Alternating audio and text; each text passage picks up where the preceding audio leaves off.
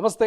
తెలంగాణ రాష్ట్ర వ్యాప్తంగా అందరి చూపు ఇప్పుడు అసెంబ్లీ వైపే కనిపిస్తూ ఉంది. ఎందుకంటే అసెంబ్లీలో బడ్జెట్ సమావేశాలు జరుగుతూ ఉన్నాయి.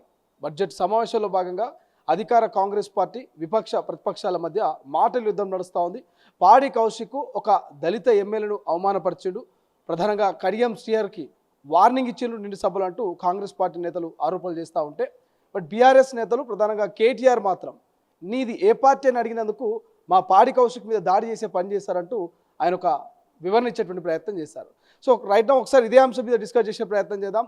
కాంగ్రెస్ పార్టీ నేత టీపీసీ జనరల్ సెక్రటరీ చరగాన దయాకర్ ప్రస్తుతం మనతో పాటున్నారు. సో దయాకర్ గారు, అంటే కేటీఆర్ చెప్తా ఉన్నాడు పాడి కౌశిక్ కేవలం కడియం శ్రీహరిని నీది ఏ పార్టీ అని అడిగినందుకే ఆయన మీద దాడి చేశారు అంటున్నారు. సో నిజంగా పార్టీ పేరు అడిగినందుకే దాడి చేసిరా? చాలా సిగ్గుండాలి. ఇవాళ పాడి కౌశిక్ రెడ్డి లాంటి అడ్డగాడిదలకు ఇవాళ బీఆర్ఎస్ పార్టీ వర్కింగ్ ప్రెసిడెంటు, ఒక ప్రతిపక్ష హోదాలో ఉన్నటువంటి కేటీఆర్ సమర్థించడం అనేది చాలా సిగ్గుచేటు. నిండు అసెంబ్లీలో కడియం శ్రీహరిని కాల్చిపారేయాలని మాట్లాడితే అంత నిండు సభ్యులు ఎవిడెన్స్ వీడియో అంత తెలంగాణ సమాజం అంతా కూడా చూసిన దాన్ని కూడా కేటీఆర్ దాన్ని సమర్థించడం అనేది చాలా సిగ్గుచేటు. మరి ఇలాంటి వాళ్ళను ప్రోత్సహించి వీధి రౌడీలకు బజార్ రౌడీలకు కూడా మీరు ఎమ్మెల్యేలు తయారు చేసి సమాజం మీద వదిలి ఇలాంటి వాళ్ళకు మీరు వివరణ ఇవ్వాల్సింది పోయి దానికి ఒక ఆత్మ పరిశీలన చేసుకోవాల్సింది పోయి దాన్ని కూడా మీరు సమర్థించడం అనేది చాలా సిగ్గుచేటిది. యారు కింద పడ్డా మేము నాకుతాం అనేది చాలా సిగ్గుగా ఉంది. కాబట్టి వాళ్ళ విజ్ఞప్తికే మేము వదిలేస్తూ ఉన్నాం. ఎందుకు కాంగ్రెస్ పార్టీ వివాదాలకు కౌశిక్ రెడ్డిని లాగుతుందా, లేకపోతే కౌశిక్ రెడ్డి వివాదాల కేరపడ్రస్గా మారుతున్నట్టు ఏం చెప్తారు? ఇప్పుడు అతనికి బాగా తెలంగాణలో నా పేరు ఎప్పుడు చర్చలోకి రావాలి, నేను హీరోగా ఉండాలి అనే దిక్కుమాలిన ఆలోచనలతోని ఇలాంటి పదే పదే అసభ్య గతంలో మన సీతక్క గారిని కూడా అసభ్యంగా మాట్లాడితే గవర్నర్ దగ్గర పోయి తప్పైందని చెప్పిండు. పొద్దున్న లేస్తే కాంట్రవర్సీలే, అది మంచిగా చేయడా అయితే జనం ఊసినా తూడ్చినా కూడా నాది పై చేయలాగా లేకపోతే నాకు ఒక పేరు వస్తుందలాగా పైశాచిక ఆనందం అంటదాన్ని. కాబట్టి ఇలాంటి వాళ్ళని బీఆర్ఎస్ పార్టీ ప్రోత్సహించడం, గతంలో నిన్నగాక డ్రగ్స్లో దొరికిండు ఈడొకడు, అంటే అంత తలమాసినోళ్ళు దిక్కుమాలిన అందరినీ ఏకం చేసుకొని వీళ్ళని సమర్థించే నాయకుడు మూటా నాయకుడు కేటీఆర్ అయిపోయాడు.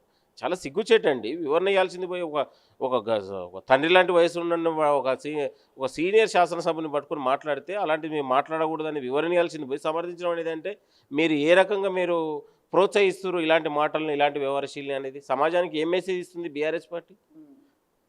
మనము నిండు అసెంబ్లీ ప్రతిష్టను గౌరవించుకోవాలన్నా, భావితరాలకు అందించాలన్నా, లేకపోతే అసెంబ్లీలో లేకపోతే భూత పురాణం లాగా మీరు తయారు చేస్తారా? మీ పార్టీ ఎమ్మెల్యేలు కూడా వెంటనే కౌశిక్ రెడ్డి కౌంటర్లు ఇచ్చారు కదా, అదే అసెంబ్లీ వేదిక హెచ్చరికలు జారీ చేశారు కదా. బరాబర్ చేస్తారు. వాడు మదమెక్కి ఆంబోతులాగా ఊరి మీద వదిలిపెట్టి ఆంబోతులాగా వ్యవహరిస్తుంటే మాట్లాడకపోతే ఏం మాట్లాడతారండి? ప్రధానికి కౌంటర్ ఇవ్వకపోతే ఎట్లుంటుంది? బరాబర్ ఇస్తారు. మా ఎమ్మెల్యేలు మాట్లాడేదంటే తప్పే ఉందండి. ఇప్పుడు కాంగ్రెస్ ప్రజాపాలనలో ఏ మంత్రి కానీ ముఖ్యమంత్రి గారు కానీ ఎమ్మెల్యేలు కానీ ఎక్కడ ఉన్నారా? ప్రతి దాంట్లో బాధ్యతగా మేము వ్యవహరిస్తూ ఉన్నాం. ప్రజలు మాకు అవకాశం ఇచ్చారు. ప్రజల తీర్పు ప్రతి అడుగడుగున మేము నిబద్ధతతో ఉన్నాం. అభివృద్ధి కోసం మేము ఓపికతోని సహనంతోని ప్రజల కోసం మేము ఓపికతో సహనంతో మేము మెలుగుతూ ఉన్నాం. వాళ్ళేమో అధికారం పోయి పిచ్చోళ్ళలాగా మదవైపిన ఆంబోతులాగా వాళ్ళు వ్యవహరిస్తూ ఉన్నారు. అధికారం వాళ్ళకు ఒక శాశ్వతంలాగా వాళ్ళు వ్యవహరిస్తూ ఉన్నారు. చూస్తున్నారుగా రోజు పొద్దున్న లేస్తే కేటీఆర్ హరీష్ రావు వాళ్ళ భాగవతాలన్నీ ఎట్లా వాళ్ళు తెలంగాణ ఎస్టేటు వాళ్ళ కాంచి ఏదో మేము బలవంతంగా తీసుకున్నట్లాగా మా కాంచి పోయిన దాంట్లో వాళ్ళ అక్కాసు వాళ్ళ కడుపు కుట్ర వాళ్ళ ఆక్రోషం కనపడుతుంది అడుగడుగున. అరే మంచి చేసే కార్యక్రమాలు కూడా సపోర్ట్ చేయకపోతే ఏంటంటే ఇయ్యాల కూడా దిక్కుమాలినోడు వాడు ప్రెస్ మీట్ పెట్టిండు. వాడి పేరు ఏదో మన బాలకసుమన్ అనేటు వాడు కూడా అరే ఆటలు పాటలు వినోదం సమాజానికి కూడా రోజు పొద్దున్న ముఖ్యమంత్రి కింద కాలు మీద కాలు వేసుకొని కూర్చొని పైన దళిత ఎస్సీ బీసీ బిడ్డలని మరి మంత్రులని అక్కడ ఉన్నటువంటి ఎమ్మెల్యేలని నాటకాలు వేయిస్తూ ఉన్నారు, వాళ్ళు అవమానపరుస్తున్నారు అనేది బాలకసుమన్ చెప్తా ఉన్నారు. సో దీన్ని ఏకీభవిస్తారా? ఇప్పుడు మా ప్రజాపాలనలో వివక్షత లేదు, కులాలు మతాలు లేవు, మేమందరం కూడా సమానమే, మేమందరం కూడా ఒకటే అనేది నినదించినటువంటి ప్రభుత్వం పార్టీ కాంగ్రెస్. గతంలో కులాల వారీగా నువ్వు స్కూళ్ళ కాంచి కాలేజీల కాంచి తెలంగాణ సమాజంలో కాంచి చేపలు పట్టేటోడు పందులు కాసేటోడు గాడిదలు కాసేటోడు లాగా ప్రజల్ని విభజించి పాలించినటువంటి మీరు ఇవాళ మేము అట్లాంటి విభజించలేదు. ఇవాళ స్కూళ్ళల్లో కూడా కులాలు లేని వివక్షత లేనిది సమాన విద్య కోసం ముఖ్యమంత్రి గారు ఆలోచిస్తూ ఉన్నారు. ఇవాళ పొద్దున్న లేస్తే ప్రజల కోసం ప్రజాపాలనలో 27 నెలలుగా గతంలో 10 ఏళ్లలో ఆగమైపోయిన నిర్వీర్యమైన తెలంగాణలో నిత్యం మంత్రులు ఎమ్మెల్యేలు ప్రజాపాలనలో నిత్యం పనిచేస్తూ ఉన్నారు. వాళ్ళకు కూడా ఒక ఆటలు పాటలు ఒక వినోదాత్మకంగా ఉండాలనేది ముఖ్యమంత్రి గారు ఆలోచన చేశారు. కాబట్టి అనేక జానపద గేయాలతో ప్రజలు అందరూ కూడా దాన్ని సంబరపడ్డారు. ఎమ్మెల్యేలు ఎంపీలు ఆటలు పాటలు కూడా ఇట్లా కూడా ఆడుకుంటారు అనేది ఒక కొత్త నూతన సాంప్రదాయానికి ముఖ్యమంత్రి గారు ఆలోచన చేశారు. దీన్ని కూడా బరి తెగించలేక ముఖ్యమంత్రి గారు కింద కూర్చొని అరే ఆయనకు ఒక బాధ్యతమైన గౌరవ పదంలో ఒక ముఖ్యమంత్రి గారు ఉన్నారు. కాబట్టి ఇలాంటి కూడా కార్యక్రమాలు కూడా మీరు కొడుగుడు మీద ఈకలు తీస్తామంటే ఎట్లా? మీ ఆయంలో ఆటలు బందే పాటలు బందే మాట్లాడే దొర దగ్గర కూర్చొనే అవకాశమే లేకపోతుంది. మా ముఖ్యమంత్రి గారి పక్కన ఇటు దళిత ఎమ్మెల్యేలు ఇటు ఎస్సీ ఎమ్మెల్యేలు బీసీ ఎమ్మెల్యేలు పక్కన భుజాలు అనుకుని మా ముఖ్యమంత్రి గారి పక్కన కూర్చుంటారు. ఎలాంటి ఎక్కడ కూడా అనుకు బెనుకు లేకుంటుంటారు. మేము అందరం ఒకటే అనేది. మీ హాయంలో ఒక్క కేజీ దొరగారి దగ్గర అందరూ కూడా ఆమడ దూరం నిలబడి దండం పెట్టుకునడమే మహాభాగ్యం లాగా కదా. అలాంటి సంస్కృతి ఇక్కడ లేదు కదా. కాబట్టి ప్రజాపాలనలో మేమందరం కూడా ప్రజలకి ఏ రకంగా స్వేచ్ఛ ఉందో ఇక్కడ మంత్రులకు ఎమ్మెల్యేలు కూడా ప్రభుత్వంలో స్వేచ్ఛ ఉంది. ముఖ్యమంత్రి గారి దగ్గర పోయి మాట్లాడి నిత్యం ఏ సమస్యలైనా మాట్లాడే స్వేచ్ఛని ఈ ప్రజాపాలనలో దక్కింది. గతంలో అవకాశం లేకపోతుండే. పాడి కౌశిక్ నుంచి మీరు ఏం ఎక్స్పెక్ట్ చేస్తారు? కొంతమంది ఆయన సభ్యత్వాన్ని రద్దు చేయాలంటారు, కొంతమంది ఆయనను సభలో నుంచి ఇక రానియొద్దని అంటున్నారు. సో తెలంగాణ ఏం చెప్తాడు? అంటే ఒక ప్రజలు చిన్న ఏజ్లో గొప్ప అవకాశం ఇచ్చారు.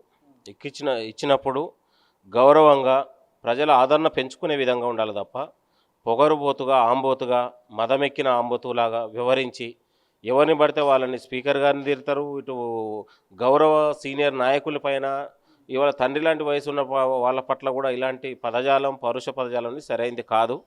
ఇంకనైనా నీ పద్ధతి మార్చుకొని నీ వ్యవహారశీలు మారుకోవాలని కోరుతా ఉన్నాం.